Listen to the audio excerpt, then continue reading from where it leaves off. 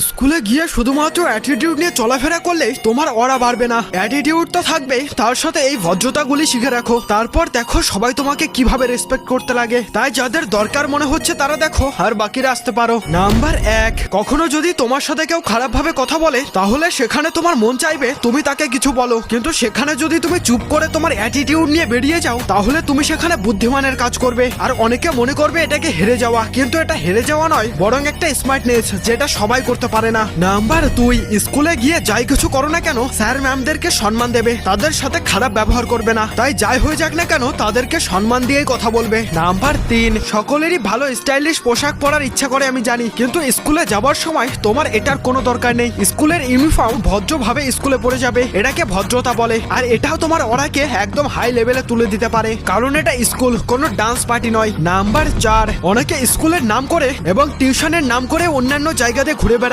অন্তত এটা করো না, কারণ তোমার বাবা মা অনেক কষ্ট করে ইনকাম করে তোমাদেরকে পড়াচ্ছে, এটাকে একটু তোমাদেরকে বুঝতে হবে। আর হ্যাঁ, জানি এসব বলার আমার কোনো অধিকার নেই, তাও বললাম, মন চাইলে করো, না হলে ছাড়ো। আর যাদের মনে হচ্ছে এগুলি ঠিক কথা, তারা কমেন্ট বক্সে ইয়েস টাইপ করে যেও।